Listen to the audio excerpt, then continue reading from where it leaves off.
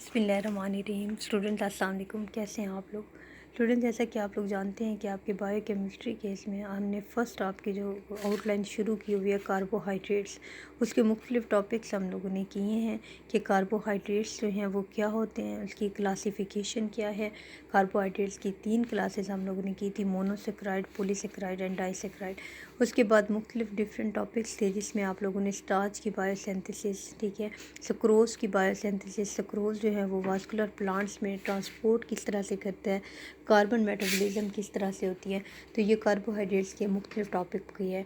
आज इस आउटलाइन के आज हमने लास्ट टॉपिक करना है, जो कि लास्ट टॉपिक जो है बायोसिंथेसिस ऑफ सेलुलोज, कि सेलुलोज जो है वो किस तरह से सिंथेसाइज्ड होती है, बायोसेलुलोज जो है वो किस तरह सिंथेसाइज की जाती है। तो इससे पहले कि हम बायोसिंथेसिस ऑफ सेलुलोज को देखें तो हम पहले ये देख लेते हैं कि ये सेलुलोज जो है ये है क्या। It is most abundant carbohydrate in nature. जो सेलुलोज जो है ये कार्बोहाइड्रेट में, जितनी भी कार्बोहाइड्रेट नेचर में पाई जाती हैं मुख्तलिफ टाइप्स उसकी, मोनोसेक्राइड, डाइसेक्राइड, पॉलीसेक्राइड, उन सब में सबसे ज़्यादा पाई जाने वाली ये फॉर्म है कार्बोहाइड्रेट की। Cellulose is also a polymer of glucose. ये पॉलीमर ऑफ ग्लूकोज है। पॉलीमर क्या होता है, जिसमें मुख्तलिफ मोनोमर जो है एक दूसरे के साथ अटैच होते हैं। तो जो कार्बोहाइड्रेट सेलुलोज जो है ये क्या है, ये पॉलीसेक्राइड है। और किस चीज़ के, कौन से इसमें मोनोसेक्राइड्स होते हैं, इसमें ग्लूकोज मोनोसेक्राइड्स होते हैं। बहुत सारे ग्लूकोज आपस में मिलकर क्या बनाते हैं, सेलुलोज बनाते हैं। Cotton is a pure form of cellulose. Okay, अगर आप देखना चाहें कि सेलुलोज जो है वो क्या है, तो जो कपास हम लोगों के पास हम मुख्तलिफ में पर्पज़ के लिए इस्तेमाल करते हैं, ये जो कपास है, ये कॉटन है, ये सेलुलोज की क्या है, प्योर फॉर्म है, कि ये जो है सेलुलोज होती है ये कपास। It is insoluble in water. आप अगर पानी में से डालते हैं कपास को तो वो डिज़ोल्व नहीं होती। It yield glucose molecule. जब उसे केमिकली हाइड्रोलाइज किया जाता है तो फिर ये क्या करता है, ग्लूकोज मोनोमर से रिलीज़ करती है सेलुलोज पानी में। Cellulose give no colour with iodine. Cellulose का जब आयोडीन के साथ टेस्ट करवाया जाता है तो ये क्या है, ये कलर नहीं देते। ये हम लोगों ने लैब में भी करना है कि हमने इसे टेस्ट करेंगे सेलुलोज को आयोडीन ड्रॉप्स के साथ। तो ये जब आयोडीन ड्रॉप्स डाले जाते हैं तो सेलुलोज कोई कलर चेंज नहीं दिखाती।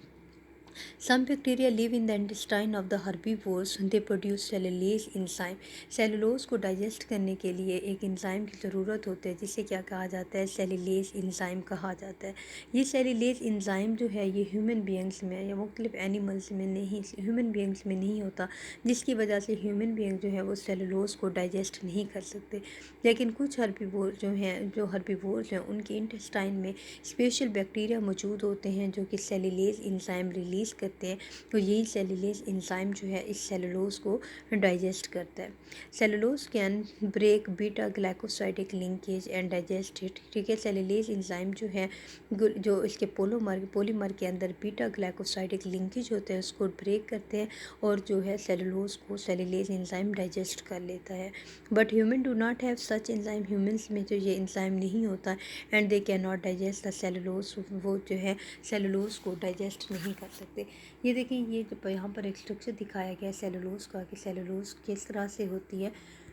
इसमें आप देखें कि सेलुलोज जो है ये क्या है, ये साइक्लिक फॉर्म ऑफ ग्लूकोज है, ग्लूकोपेरानोज। इसके जो क्या रिंग स्ट्रक्चर है ये आपस में जो है वो अल्फ़ा और बीटा लिंकेज दोनों कॉन्फ़िगरेशन में ये एक दूसरे से क्या होते हैं, अटैच होते हैं। और बहुत ज़्यादा मिलियंस जो है वो मोनोसेक्राइड ग्लूकोज के आपस में मिलकर पॉलीमर बनाते हैं, पॉलीसेक्राइड बनाते हैं सेलुलोज के। अब सेलुलोज की सिंथेसिस जो है, सेलुलोज बनती किस तरह से है, इसके लिए जो है biosynthesis of cellulose begins with the glucose. जो सेलुलोज के जो है वो ग्लूकोज से बनती है, क्योंकि सेलुलोज जो है वो पॉलीमर है ग्लूकोज मोनोसेक्राइड्स का, that is form during photosynthesis. आप लोग जानते हैं कि ग्लूकोज के कौन से प्लांट्स अपनी खुराक खुद तैयार करते हैं, और अपनी खुराक जब फोटोसिंथेसिस के ज़रिए तैयार करते हैं और उसमें क्या बनाते हैं, ग्लूकोज बनाते बनाते हैं। Many glucose molecules these are in beta configuration to form cellulose.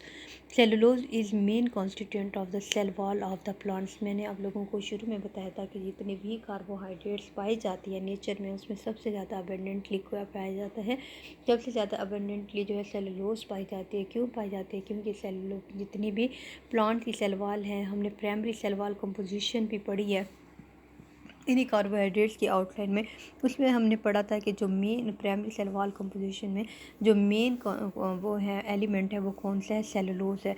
तो सेलुलोज नेचर में इसीलिए भी अबेंडेंट है कि जितने भी प्लांट्स हैं उनकी सेल वॉल जो है वो सेलुलोज से मिलकर बनी हुई है। अब ये देखिए ग्लूकोज है, अब ये एक साइकिल है, ठीक है, जिसके अंदर जो है कितने स्टेप है? स्टेप 5 स्टेप है, जिसमें ग्लूकोज से क्या है? क्रिस्टलाइन फॉर्म ऑफ सेलुलोज बनती है। फर्स्ट ऑफ ऑल क्या है कि ग्लूकोज जो कि फोटोसिंथेसिस से प्लांट में बनी वो ग्लूकोज हेक्सोकाइनेज एंजाइम की मौजूदगी में फर्स्ट स्टेप में ग्लूकोज 6 फॉस्फेट में कन्वर्ट हो जाती है। यहाँ पर एटीपी का एक मॉलिक्यूल इस्तेमाल होगा जो कि इनऑर्गेनिक फॉस्फेट देता है, जो कि जाकर ग्लूकोज के साथ अटैच होता है और हेक्सोकाइनेज एंजाइम की मौजूदगी में ये ग्लूकोज 6 फॉस्फेट में कन्वर्ट हो जाता है। उसके बाद ग्लूकोज 6 फॉस्फेट जो है वो ग्लूकोज 1 फॉस्फेट में कन्वर्ट हो जाता है। इसमें क्या है? पोजीशन फॉस्फेट ग्रुप जो है वो अपनी पोजीशन को 6 कार्बन से 1 कार्बन पर तब्दील करता है और इस रिएक्शन के लिए फास्फोग्लूकोम्यूटेज एंजाइम जो है वो ज़रूरत होता है।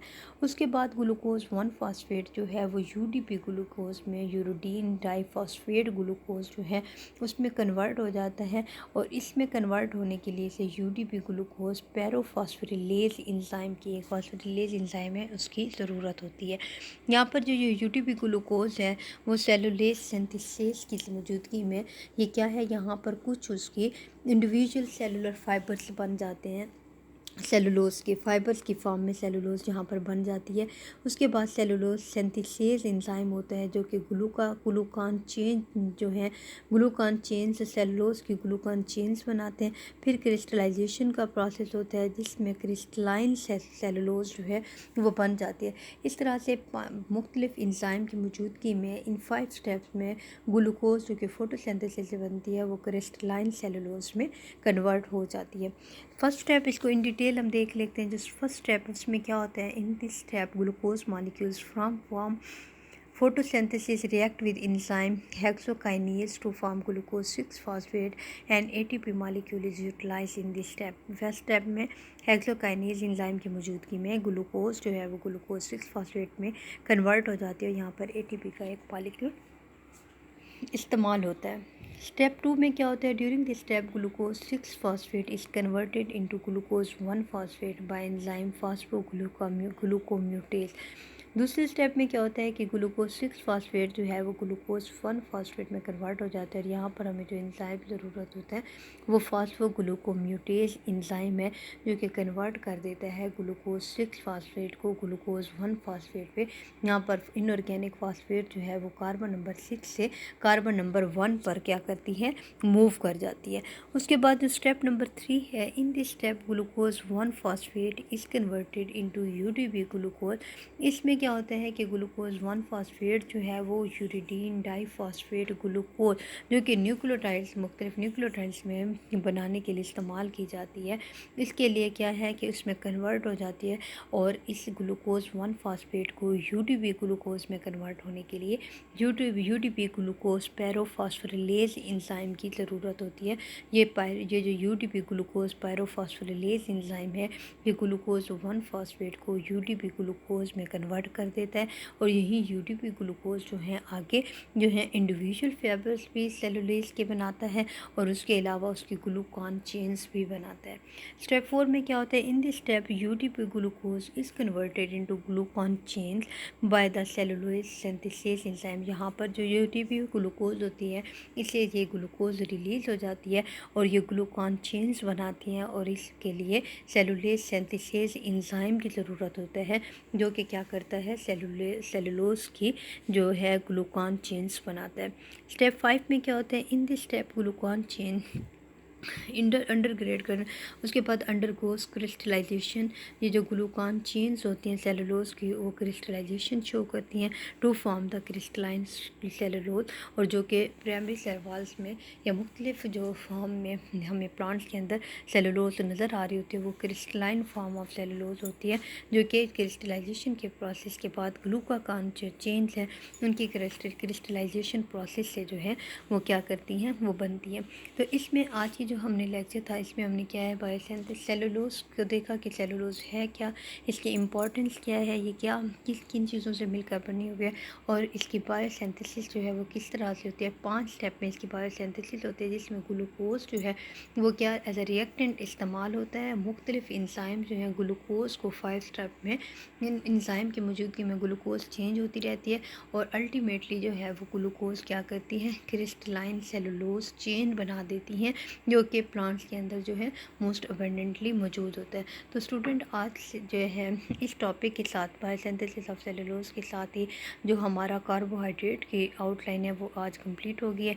इसके बाद जो है वो नेक्स्ट जो है हमारी आउटलाइन है लिपिड्स, उससे हम स्टार्ट करेंगे। थैंक यू स्टूडेंट्स, अल्लाह हाफिज़।